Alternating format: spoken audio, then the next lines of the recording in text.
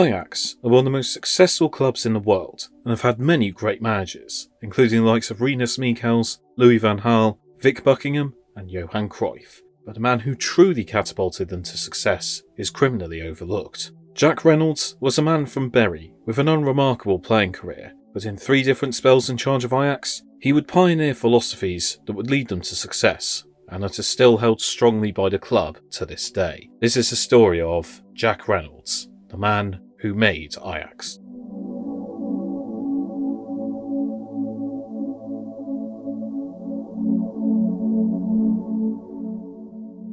Jack Reynolds was born on the 23rd of September 1881 in Pilkington, modern-day Bury. He loved football from an early age and played for Manchester City reserves, but would never turn out for the senior side. His playing career was rather nominal, with him turning out for the likes of Burton United, Grimsby Town, Sheffield Wednesday, Watford, New Brompton and Rochdale. His playing career would end in 1911, and he decided to up sticks and head abroad. He began his coaching career with Swiss side St Gallen. Having shown promise with his first 2 seasons in charge there, he was approached by Germany to train their team for the 1916 Olympics. However, the outbreak of World War I saw this offer quickly withdrawn. Unemployed and heartbroken at having an ideal job snatched away from him, Reynolds was lost in the wilderness. But he would soon have an offer that would change football forever. Ajax had been guided to the Dutch top flight by Irish manager Jack Kerwin, but he would return home to London in 1914. Shortly after the club were relegated for the first time in their history. Reynolds would jump at the chance when he was offered the job.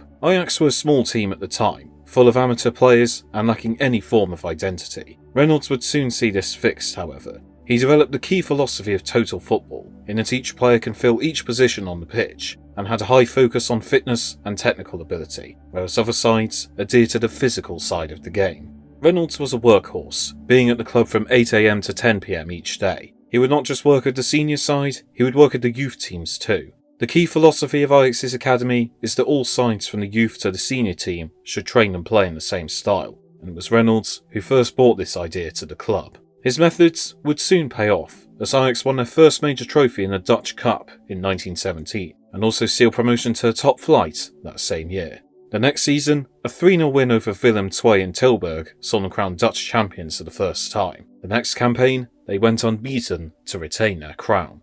His achievements saw him also have a brief spell in charge of the Netherlands national team, but the last 2 years of his first spell with Ajax would not bring any further honours. He was often clashing with the board over how the club should be run, and decided to leave in 1925. Reynolds would have spells in charge of MVV and Blauw-Wit, but his heart remained truly with Ajax. They experienced moderate success in Reynolds' absence, but a reunion was inevitable. Jack Reynolds would return to his position at Ajax in 1928. His first season back was a disaster, as they only narrowly avoided relegation. However, the 1930s would be their first golden era. Ajax became Dutch champions for the 3rd time in 1931, and would defeat VUC 17-0 along the way, a result that remains their biggest ever win. Further titles would follow in 1932, 1934, 1937 and 1939. Once again, Reynolds' career would be disrupted by war. The Dutch league initially continued, but following Nazi occupation, things came to a halt. Jack Reynolds would become a prisoner of war. He spent time in Poland, being involved in arranging football games between camps. He was released as part of a prisoner exchange and went back to Lancashire before returning to the Netherlands after the end of the war. It was a great relief to many, as the rumour had spread through Ajax that he had died in a concentration camp. For the 3rd time, Reynolds would assume the position of Ajax manager and lead them to one more Dutch title in 1947, and soon after this, he departed the club for a 3rd and final time. He would remain in Amsterdam, running a cigar shop, and remain popular in the city, easily recognisable with his bowler hat that he wore wherever he went. For his services, Ajax gave him a lifetime membership and a testimonial match. Jack Reynolds departed Ajax with 8 Dutch titles, 13 regional titles, and 1 KNVB Cup.